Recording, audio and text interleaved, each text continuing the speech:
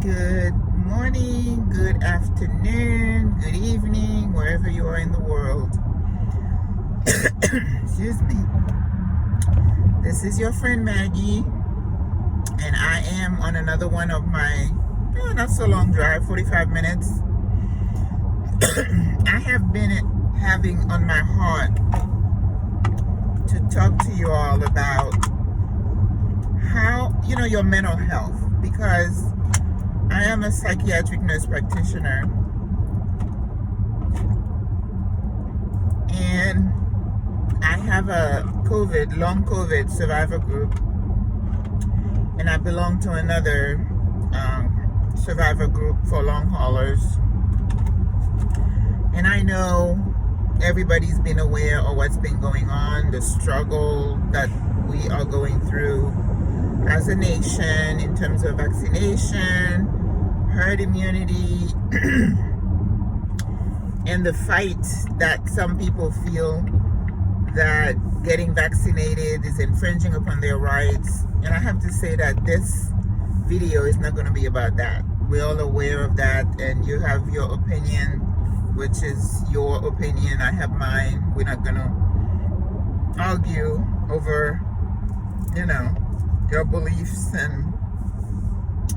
But I think in the midst of all this struggle that is going on, I am totally concerned about how we're going to come out on the other side, because we will get to the other side.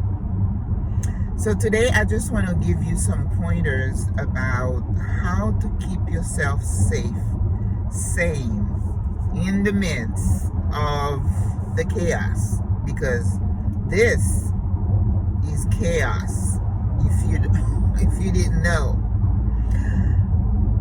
But we need to remember that this is life. We have to deal with whatever has been dealt to us. I did a couple of videos on building resilience, and if you want to check those out, you can go on my YouTube channel, A Nurse in the Kitchen, or my other channel, The Older Nurse. It's called Building Resilience, How to Build It and Keeping It. Okay, how to keep yourself sane in the midst of the chaos. When I talk about sane, it doesn't necessarily mean that you're going to become psychotic or schizophrenic. No. But being able to balance it all and keeping your calm and still thriving. On that video, I talk about when I was younger and I was dealing with a lot, and I tried to get some help from professionals. They could not help me. I went to see my pastor. He could not help. And I'm not saying that going to see a counselor is not helpful. That is not what I'm saying, because they can be very helpful. Even now in my practice, once I've, identified certain conditions, and people do best when they have a combination of psychotherapy and medication, right? So there is certainly a place for a mental health counselor or a psychologist to kind of help you work through everything. Because introspection, looking deep inside is very important.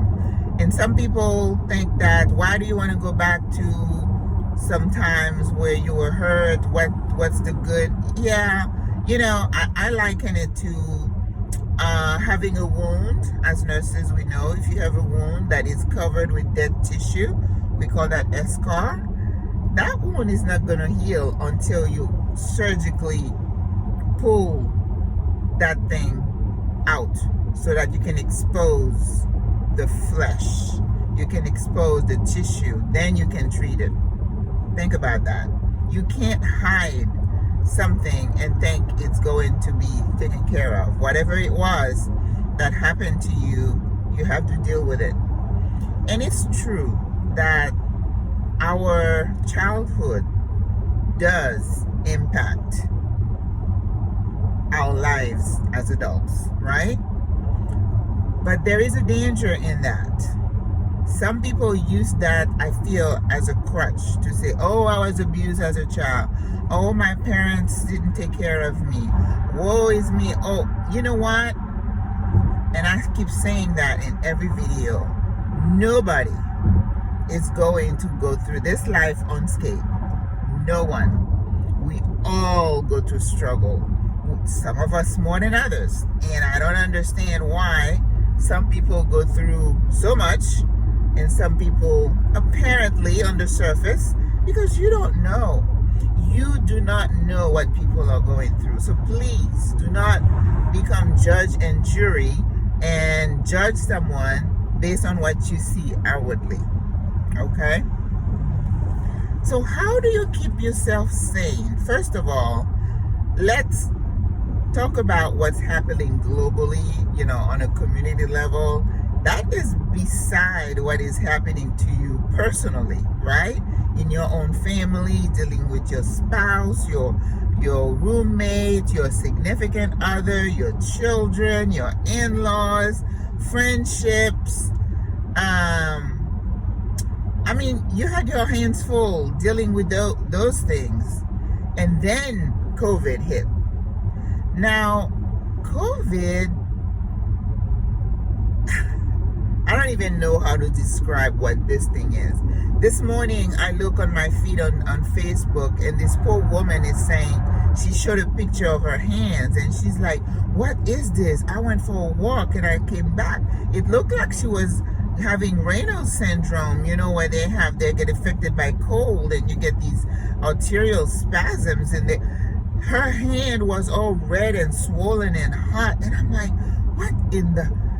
This virus has caused this guy is coming like a freight train.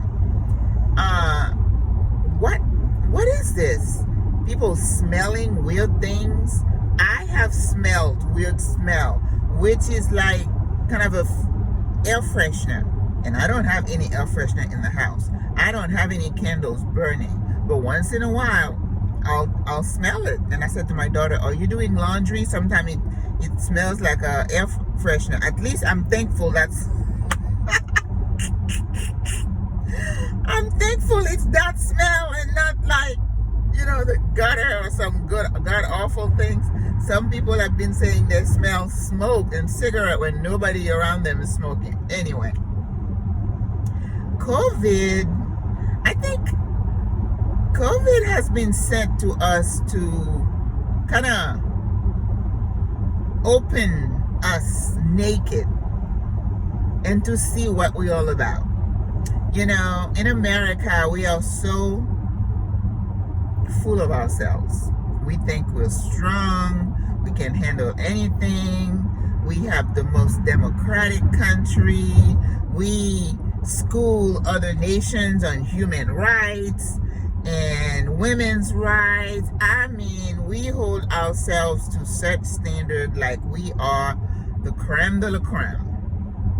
Well, I believe that God sent COVID to just show us and set us down and say, you are not all that, so go sit down. But instead of taking the lesson and becoming humble and go inward and see what is wrong with us and try to self-improve. No. We're just fighting each other, demonizing each other. Nobody can talk to somebody else and say, I don't agree with you, but I respect your opinion. You're entitled. Oh my God. What happened? There was another video I had done maybe a year or two ago called Civility. Civility, where somebody respects you for who you are. In America, we've dealt with racism forever as people of color. But now we don't like you if you want to wear a mask. We don't like you if you're taking the vaccine and I don't take the vaccine. We don't like you if you don't like my person that I like, my politician. And it's like it went up to like 100 degrees. And I sit here and I'm like, what is happening? It's like there is a wind of anger, anguish, intolerance, and hate that has blown over this country, and it grieves my heart. It does. The world is not uniform. It takes all of us, and we're all stakeholders. But you have some people who feel like they are the creme de la creme. They are the ones who are right. They are the ones who deserve what is best, and nobody else is deserving.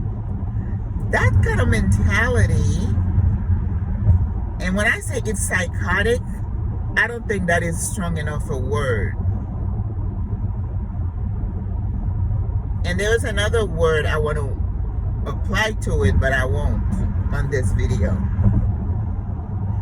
So I feel like COVID has peeled off the layers and exposed us as a people.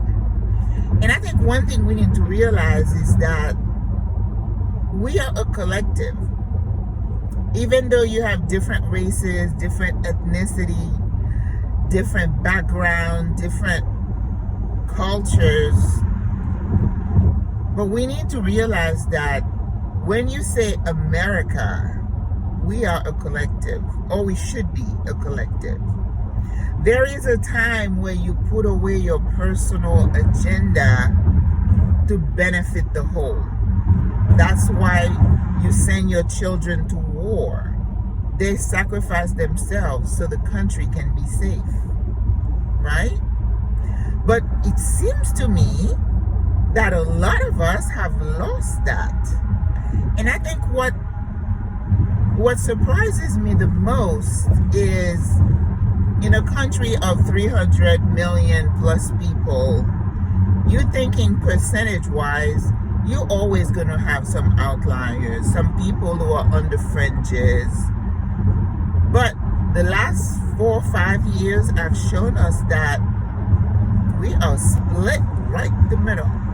And to me, that is a scary imbalance. So we're going to talk about the fear also, because there is an element of fear that is so real, okay? We cannot ignore the fact that everything that is going on has created an environment where fear just grows exponentially. And that's, again, the tips we're going to talk about is how to manage that, because that is going to affect your mental health. Okay, I was watching a friend of mine the other day. She's a mental health counselor, smart young woman, and I think it would be nice if I could do a collab with her to talk about that. I may be a psychiatric nurse, but I don't deal with children or young people. I specialize mostly in the elderly. So COVID has exposed us. We are weak. We are angry. We are intolerant. We take no nonsense. We don't care about anybody else but us. I have had this tickle in my throat for the last couple of days, and excuse me. So I hope it's not the beginning of anything, because I am in these skilled nursing facilities. Whew, to God be the glory. Okay, so we don't know where COVID came from. Of course, everybody has their own theories, but there's nothing concrete. we know that as advanced as we have made advances in technology, medicine, sciences, and that's why people need to realize you're not all that. Because look at climate change, what's happening, all these fires and flooding. You can't have all the means and the structures and all the theories in your head and your labs and your computers, but Mother Nature takes no hostages. You just do not have control over climate change, over the world. You don't. So I think it's high time we realize that and just chill out. So we don't know where COVID came from. We know the damage it's doing. They are working feverishly to try to figure out, where this thing came from and how it mutates, how it changes, and what we can do to stay ahead of it. And that's until the next one. Right? So if we fail at this, how are we going to be ready for the next one? And we don't know how close or where it is. So you cannot take yourself seriously, and you cannot hang on to this life too tight, because when it comes to take you, it will take you. Now, the biggest thing is coming to that understanding that you are a human being with frailties, you are weak, and you need to get into yourself to realize that we're all only here for a moment, right? Nobody is going to be here forever. Yeah, you can have them embalm you and preserve you and hoping that you're going to reincarnate into, I don't know. That's madness right there. So how do we keep ourselves mentally strong in this crazy world? First of all, you got to work on yourself. I am doing a series on self-improvement calling Reset. Reset, pretty much I'm focusing on middle age, because I am of middle age and I am trying to reset my body, showing you that it is never too late for you to regenerate yourself. And that doesn't mean you hoping to live forever. It's just that you want to make yourself be in the best position that you can. And that means mentally, spiritually, physically, financially, relationally, all these, right?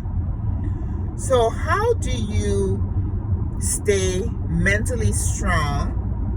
First of all, I would say number one, you want to be aware, okay? Know what's going on. Not looking at the news for like hours at a time, flipping from one channel to the other, just filling your mind with all this stuff. That is not what I'm saying. But you need to find a way to stay abreast of what is going on. Like you need to know about vaccines. You need to know about how to keep yourself safe from COVID. You need to know how to identify how to identify the signs of COVID and breakthrough infection and all that. So stay aware. Get your daily dose of whatever the news is. Know what's going on. It's like living in Florida. We know we need to be prepared for hurricanes. So you always have canned goods. You make sure you have your flashlight. Same thing. Be aware and be ready. Now, I am of middle age, so I don't have small children. And let me tell you, I feel for those of you who have small children. It adds a whole different level of anxiety and worry in this crazy time. All right, so be aware. Number two, keep yourself as healthy as you can. And what does that mean? You all know this. You need to eat right, lots of vegetable, some fruit. If you're into grains, healthy grains, very little meat, have your protein from other sources. Now I find that in this age, I don't get my calcium. I don't do any dairy because dairy causes mucus formation and all kinds of things. Plus, your GI system is a little bit different. I find that in my middle-aged years, I am more sensitive to certain things. I'm almost lactose intolerant. I don't drink milk. So I've cut out a lot of cheese and stuff. I'll have a couple of eggs maybe once a week. But quinoa is good for source of protein. Your beans, very good. I can't have too many beans either because then everything starts moving inside. So listen to your body, guys. It's your body. You know how to react to things. So you cannot just say, oh, I'll eat this and then I get sick or I'll get over it. What kind of mentality is that? Listen to your body. So lean protein, chicken, fish. I don't eat red meat. There's nothing good about eating, these cars, eating red meat, okay? So, plenty of water. I very rarely I don't drink fruit juices, high sugar. I drink lots of water. Let me take this back. When I was younger, in my 30s, you drink like 2 gallons of water to flush everything out. In my middle-aged years now, I cannot do that because I have a tendency to retain fluid. So why would I be drinking 2 gallons of fluids a day and then have to take a water pill? That doesn't make sense to me. So I drink to satiety, okay? That means I drink until, if I'm thirsty, I'll drink, but I'm not going to overdo it. There's something called water intoxication. You don't want to do that. All right, so water, fresh vegetables. You can't ever have too many vegetables. Number one. So remember that. If you love your veggies, adelante, enjoy. Lean meats, protein. Sometimes a good thing I do is like some days I don't eat any meat. And it's so good. And you don't need to go on a cleanse and do, what do they call that? Detox and all that. You're detoxing all the time because you're very conscious of what you're putting in your body. You're doing fresh fruit, fresh vegetable. If you buy meat, make sure they're organic or grass-fed, right? So all this stuff is going to be good for you. Water, and take your supplements. I take calcium, I take a multivitamin, and I do have some vitamin B. It's good for stress management. What else do I have? I do have a water pill that I take once in a while if I feel like my belly is really tight, and like right now it's very flat, thank God. But if I feel like maybe I ate Chinese, or which I usually don't, soy sauce, certain things, again, you need to be astute to what's happening in your body.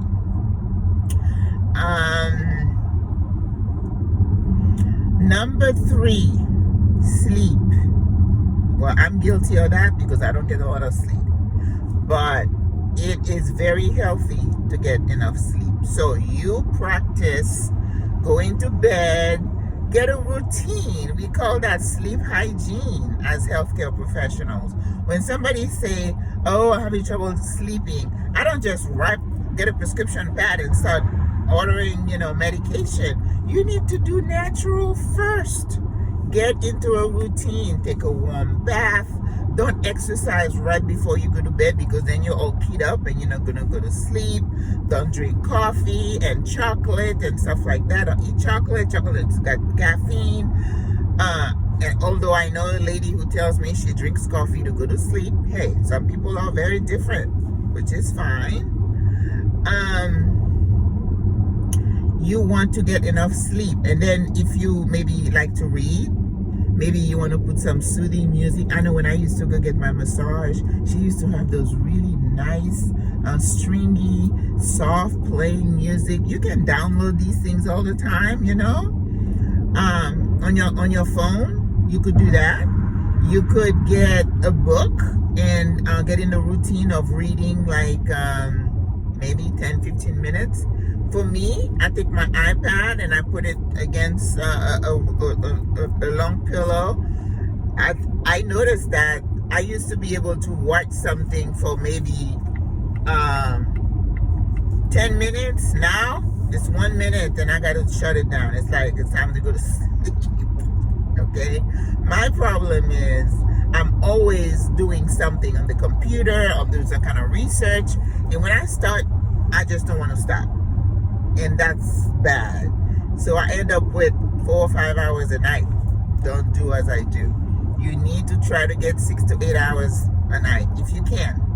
So practice the sleep hygiene and do the routine and see if that works for you. Okay. Now, people who've had long COVID, a lot of them are dealing with insomnia, and they can do the sleep hygiene. They can try some melatonin, some herb. Some people drink meat tea. They have some other teas that are good to help you relax and sleep. So sleep, okay? Number 4, you're working on this body. Exercise. You know what? I'm preaching to the choir here. Everybody can tell you the benefits of exercise, but I think there is a danger in overdoing it. I think with anything, it's about consistency with exercise. Okay. You could do, at my age, I got to protect my joints, so I'm not doing a lot of jumping, even though I do a lot of jumping jacks nowadays. As I'm going through my body oh, that's a red light. Goodness. And I'm going through my, changing my body. So I do a lot of, I do some cardio. But you know what? I haven't been in a gym since COVID. I don't trust those touching surfaces. So you don't need to. You go on YouTube, you just put 30-minute workout and you get a slew of free training. Why would I go pay my money again? Nuh-uh. I got so many, and I change it up, okay? I started with doing a lot of yoga, and that was so helpful to stretch because my hip joints were really tight, and I feel so much better. Oh my God, it's like it opens up everything. So please, engage in a regular exercise program. You will thank me for it. It opens everything. It gets the hormones flowing in your brain, and you're gonna feel so good. Because exercise, we prescribe that for this depression, because it gets the serotonin going in your brain, and you feel so much better. You have a different outlook on life, and you have more energy, and it just works.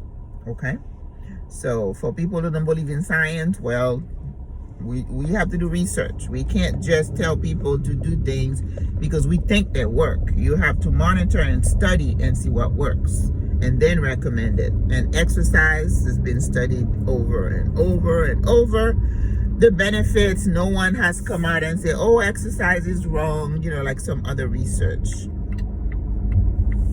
So pay attention to that. Exercise. So we talked about what you eat, we talk about sleep, we talk about exercise, we talk about being aware. Another thing that you need to do, we talk about nutrition, right? And the nutrition should apply to not just you, but your children as well. Because children will model what they see at home. If they see you get up in the morning, get a bag of chips and a can of Pepsi, that's what they're gonna do. And boy, oh boy, oh boy, do we have an obesity crisis and childhood obesity, children who are pre-diabetic. Anyway, I don't want to get on a soapbox, because that is a soapbox of mine, on how we as parents just don't model good lifestyle, good habits for our kids. Okay. All right. The other thing I would say, if you smoke or drink or engage in leisure drugs, well, a lot of my people on my channel, on the group for the long COVID, a lot of them are experiencing pain and and they say that medical marijuana helps. I am not advocating for or against it. I know I'm not into putting anything in my body that can affect my mentation. I like to be clear. I like to be in control of my thoughts, my actions. So I am not a good candidate for any kind of substance. Okay. I think there are a lot of natural ingredients that people can use. So if you need to go see herbalist or people like that, you need to consider that. Okay. But smoking, we know that there is not one benefit to smoking. Not one. Yeah, you might look cool holding it between your fingers. That's probably about it. But it just destroys your body. If you didn't know, and I know you know, because a lot of people, I see nurses, doctors, people who know better, still engage in smoking, and they know. But you know, they're human too, so I'm not pointing the finger at anybody. I'm just saying they know what it's doing to them. With COVID, if you were smoking, you're at risk for strokes and blood clots. And even if you weren't, you're at risk. So why add another layer to your risk factors, right? Okay. Alcohol. Yes, you may feel happy and peppy, yeah, for a little bit, but then you're going to crash down. Then you need another drink, and you crash, and another drink. Same thing with drugs. You get the high, but then you crash, so you need a bigger high, a bigger hit. Oh, no. Oh, no. No. So, that's what I'm going to say about that, because I'm not preaching to you. You're grown. You should know. The other thing I would say, as we're in quarantine, finding ways to be engaged is probably one of the most difficult things. Now, when you have children, there's a tendency now that they're indoors. You know, we're in Florida. I don't know where you're at, right? But if there is a possibility for these kids to be engaging in some outdoor activities, oh my God, I'd say please do it. Okay, get them a trampoline, get them something to play with so they can be in the yard. Hopefully go to the park if you need to. Schedule it. Use your calendar. Understand that the fresh air and movement and exercise is healthy for you and the kid. Take your dog out for a walk. Go to them 2 walks a day if you need to. Now, in my house, I very rarely am bored, okay? Because imagine online, there is so much learning that can happen. You can learn how to play an instrument. You can learn needlepoint. You can learn software, you know. I have a list of so many things that I want to do. I don't have enough time to do it. I have a piano at home. Now, I'm not good with discipline, but I really should be practicing like 30 minutes a day. But again, when I get engrossed in something, I just don't stop, and that's not good. So plan out your activities, whether it is on the computer to learn something. Make yourself a board where you say, okay, I'd like to maybe lose 10 pounds. So you know every day at this time you exercise. Like for me, in the morning before I go to work, that's when I work out. If I leave it for later at night, I'm not so good at doing it at night. So first thing in the morning, first thing I do. Okay. And I think a lot of people would tell you the same, that they feel like it works best for them when they do it in the morning. For nutrition, I forgot to mention, remember smoothies. Smoothies are a very healthy substitute to a meal.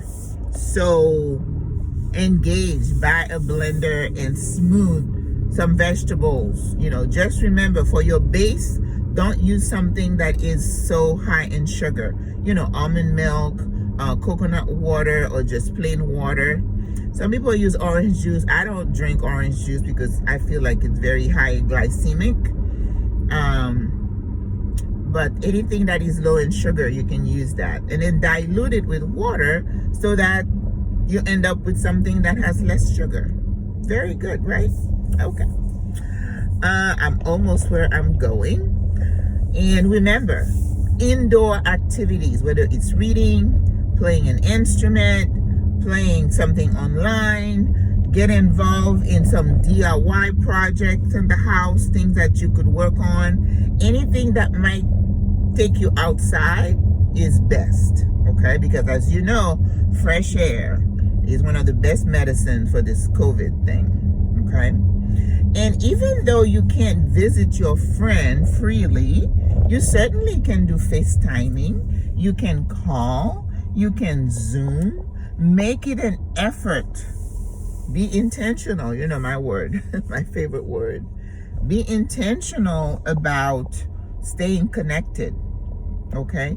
And I think that's one of the reasons people really feel bad, because they're like, oh, I can't see anybody, right?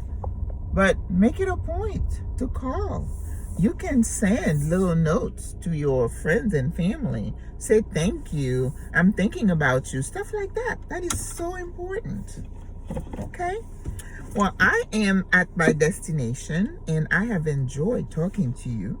Remember that staying mentally engaged and physically active is one of the best ways that you're going to stay mentally alert, strong, healthy, thinking. And you have to hang on to that hope that things will get better, and do what you can to get better, okay? And I don't want to preach about the vaccine again. I really don't. But it's important to keep yourself safe. All right, guys. I have to go. I love you. God loves you. Au revoir. À la prochaine. Bonne journée.